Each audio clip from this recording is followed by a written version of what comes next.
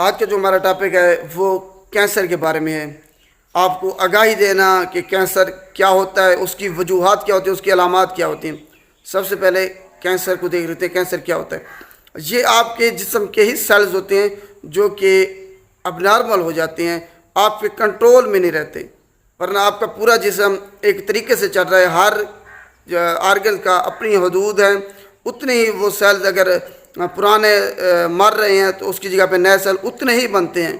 لیکن کینسر میں جو پرانے سیل بن رہے ہیں اور جینیٹک چینجز کی وجہ سے جو چیز ان کو کنٹرول کر رہی ہے، تو ان میں اگر فالٹ آ جاتا ہے تو وہ سیلز بڑھنا سٹارٹ ہو جاتے ہیں۔ آپ کا جسم کا کنٹرول اس پہ نہیں رہتا، وہ آٹومیٹیکلی بہت زیادہ تعداد میں پھیلنا شروع ہو جاتے ہیں، اور آپ کے جسم کی انرجی جو ہے جو دوسرے آرگن کو ملی ہے، وہ والا آرگن جو سیل استعمال کر لیتا ہے، جس کی آپ کو کمزوری ہو جاتی ہے، اور ہیموگلوبن جو خون کی مقدار ہے آپ میں بہت زیادہ کم ہو جاتی ہے، اسی وجہ سے کہ وہ سیل آپ کے جسم کی ساری انرجی یوز کر رہا ہے اور ان کنٹرول وے میں بہت زیادہ تعداد میں بڑھ رہا ہے۔ اب اس کی وجوہات دیکھ لیتے ہیں۔ اگر آپ تمباکو کے دھواں آپ کو ایکسپوجر ہوتا ہے، تمباکو کے دھوئیں بیٹھتے ہیں، تو اس سے آپ کو کینسر ہو سکتا ہے۔ شراب اگر آپ پیتے ہیں بہت زیادہ، اس سے آپ کو کینسر ہو سکتا ہے۔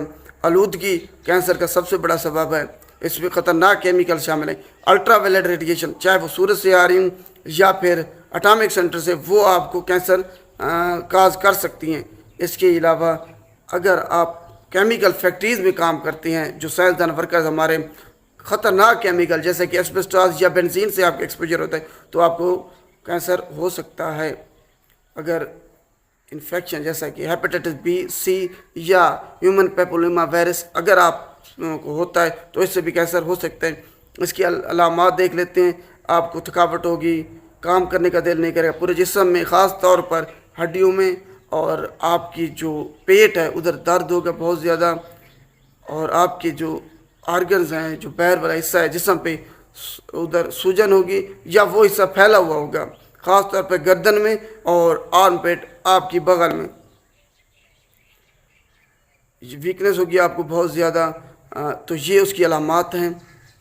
امید ہے آپ کو سمجھ آ گئی ہوگی۔ اگر ویڈیو اچھی لگے تو اس کو لائک کیجیے گا اور شیئر بھی لازمی کیجیے گا۔ شکریہ۔